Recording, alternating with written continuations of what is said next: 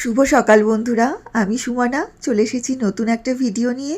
প্রত্যেক দিনের মতো আজকেও আমার সকালটা শুরু হয়েছে সেই ভোর 5টার সময়। ছেলের জন্য এখানে চাউমিন বানাচ্ছি টিফিনের জন্য। আর প্রত্যেক দিন যেমন রান্না করতে করতে একবার বারান্দায় গিয়ে দাঁড়াই, আজকেও দাঁড়িয়েছিলাম একটু। ভালো লাগে এই সময়ের ওয়েদারটা। চাউমিনটা দেখো সেদ্ধ হয়ে গেছে, আর এদিকে ওর জন্য একটু গরম জল বসিয়েছি, যেহেতু এখন ঠান্ডা পড়ে গেছে। ঘুম থেকে উঠে তো আর নর্মাল যে জলটা সেটাও ওকে দিই না, একটু ঠান্ডা গরম মিশিয়ে আর কি দিই। এত সকালে ওদের স্কুলটা তো, সকালবেলা কিচ্ছুই খেতে চায় না। আগে খুব ভালো ছিল জানো, একদম একটু সেদ্ধ ভাত করে দিতাম খেয়ে নিত, কিন্তু এখন কিচ্ছু খেতে চায় না। এখানে দেখো চাউমিনটা রেডি হয়ে গেছে, তাই ভাবছি যে একটু ওকে ব্রেড আছে সেটাই একটু সেঁকে বাটার দিয়ে দিয়ে দিই। সেটাও হয়তো পুরো খাবে না, অর্ধেক খেয়েই বলবে মা আর আমি খেতে পারছি না। মানে ঘুম থেকে উঠেই তো একদম খেতে চায় না। যত বড় হচ্ছে তত এই সমস্যাগুলো বেশি হচ্ছে। এখানে দেখো টিফিনটা একদম প্যাক করে দিচ্ছি, ওদিকে ও রেডি হয়ে গেছে। এবার গাড়ি চলে আসবে, এখন যাব নিচে গিয়ে ওকে দিয়ে আসবো। ছেলে চলে যাওয়ার পর আমার প্রথম কাজ হচ্ছে ডিপ ফ্রিজ থেকে মাছগুলো বের করে বাইরে রাখা। এখন যেহেতু বেশ ঠান্ডা পড়ে যাচ্ছে, এখন রাত্রেই ডিপ ফ্রিজ থেকে বের করে নিচের ফ্রিজে মাছগুলো রেখে দিতে হবে। নিজের জন্য 1 কাপ চা করে নিয়েছি, এখন একটু বসে চা খাবো, তারপরে রান্নাবান্না শুরু করব।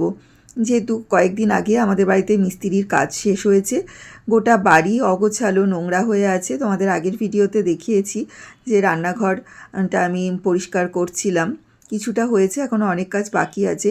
গোটা বাড়ি আর কি পরিষ্কার করতে হচ্ছে, তাই প্রত্যেক দিনই সকালে ভেবে নিই যে আজকে কোনটা পরিষ্কার করব। তো চা খেতে খেতে ওটাই ভাবছিলাম যে আজকে ঘরের কোন জায়গাটা ক্লিনিং করব। তো ভাবছি আজকে ঠাকুর ঘরটা পরিষ্কার করব। চা খেয়ে প্রথমেই সবজিগুলো কেটে নিয়েছি, আর এখানে দেখো চিংড়ি মাছগুলোও এখানে কেটে নিয়েছি। আজকে কুচো চিংড়ি দিয়ে একটা পাঁচমিশালি সবজি রান্না করব। তেলের মধ্যে দেখো কুচো চিংড়ি, শুকনো লঙ্কার অনেকটা রসুন ভেজে নিচ্ছি। এই সবজিটা খেতে না আমার ভীষণ ভালো লাগে। প্রচুর সবজি থাকে, দেখো কুমড়ো, বেগুন, শিম, মূলো, আলু, গাজর।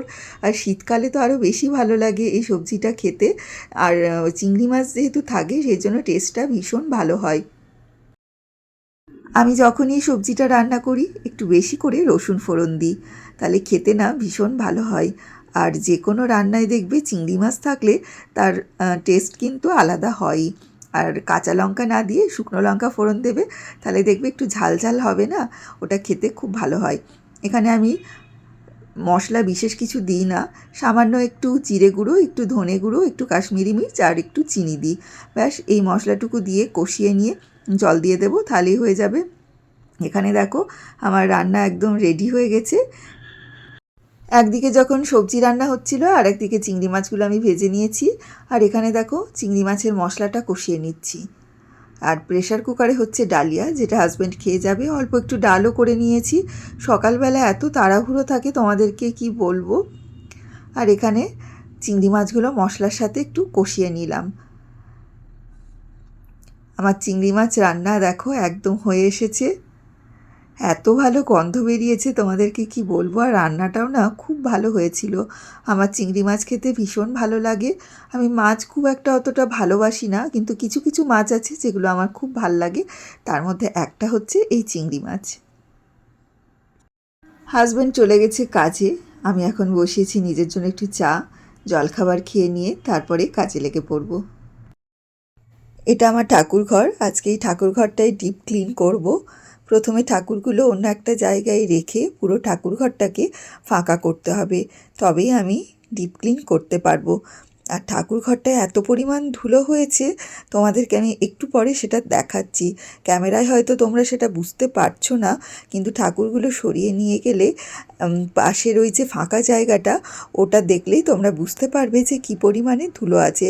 আর এই যে বারান্দার যে ধাপিটা, সেটা ভালো করে আমি ধুয়ে দিলাম, এখানেই ঠাকুরগুলো এনে রাখবো। এই দেখো যতটা আসন পাতা ছিল সেখানটা মানে ঠিকঠাক আছে, আর ওই পাশে দেখতে পাচ্ছ কী পরিমাণে ধুলো। চলো এখন ফাঁকা হয়ে গেছে ঠাকুর ঘর, এখন আমি এটা সুন্দর করে ঠাকুরের জায়গাটা পরিষ্কার করে নিই। দেখো এখানে আমার ঠাকুর এখন থাকবে কিছুক্ষণ, ঠাকুরঘর পরিষ্কার হলে তারপর সুন্দর করে সাজাবো।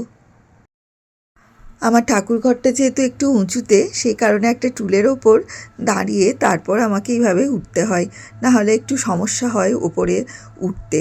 দেখো একটা বালতিতে আমি জল আর একটু সার্ফ নিয়েছি, দিয়ে একটা কাপড় দিয়ে দেয়ালগুলো মুছে নেব। পুজোর আগে খুব সুন্দর করে ঠাকুরঘরটা পরিষ্কার করেছিলাম, কিন্তু এখন ঠাকুরঘরটা দেখে মনে হচ্ছে না যে এটা 1-1.5 মাস আগেই পরিষ্কার করা হয়েছে। আর এই খাঁজগুলো আছে না, এই খাঁজগুলোতে বেশি ধুলো জমে আছে আর কি, সে কারণে একটু সময় লাগছে।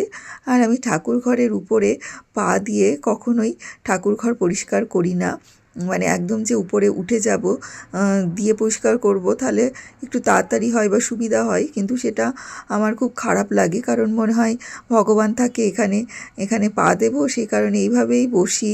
একটু কষ্ট হয়, কিন্তু এইভাবেই কায়দা করে করে আমাকে ঠাকুরঘরটা পরিষ্কার করতে হয় যখনই ঠাকুরঘর পরিষ্কার করি। তো হয়ে এসেছে অনেকটাই। প্রথমে একবার যে জলটা নিয়ে এসেছিলাম সার্ফ দিয়ে, সেই জল দিয়ে তো একবার পরিষ্কার করে নিয়েছি, তারপর সেই জলটা ফেলে দিয়ে আরেক বালতি জল নিয়ে এসেছি, সেটা দিয়ে এখন এই দেওয়ালগুলো ভালো করে মুছে নিচ্ছি। এই জলটা ফেলে দিয়ে আরেকবার ফ্রেশ জল নিয়ে এসে ঠাকুরঘরটা পুরো ভালো করে মুছে নেব। ভেতরটা পুরো পরিষ্কার হয়ে গেছে, এখন বাইরেটা দেখো আমি ক্লিন করে নিচ্ছি। দেখো আমার ঠাকুরঘর একদম ঝকঝকে তকতকে হয়ে গেছে। আজকে মনটা খুব ভালো লাগছে ঠাকুরঘরটা পরিষ্কার করতে পেরে। খুব খারাপ লাগতো এইভাবে ধুলোর মধ্যে ঠাকুরকে রেখেছি বলে, খুব মনের কাছে একটা খারাপ লাগা কাজ করতো সব সময়। কিন্তু আজকে এই যে ঠাকুরঘরটা পরিষ্কার করলাম না, বাকি ঘর যাই থাকুক, কিন্তু ঠাকুরঘরটা এই যে পরিষ্কার হলো, ঠাকুরকে আমি ভালোভাবে এবার রাখতে পারবো, এটা ভেবে আমার খুব ভালো লাগছে। এবার কাজ হচ্ছে ঠাকুরগুলো ভালো করে মুছে তারপরে গুছিয়ে সুন্দর করে সাজিয়ে দেওয়া। এই দেখো পুরো ওপর থেকে সব আমি কিন্তু ভালো করে পরিষ্কার করে নিয়েছি। কি ফাঁকা লাগছে না ঠাকুরঘরটা। চলো তাড়াতাড়ি করে ঠাকুরগুলো সাজিয়ে দিই। আমার বাড়ির মধ্যে সবথেকে পছন্দের জায়গা হলো আমার এই ঠাকুরঘর। আমার খুব ভালো লাগে ঠাকুরঘরটা সুন্দর করে সাজিয়ে রাখতে, ঠাকুরঘরের জিনিস কিনতে।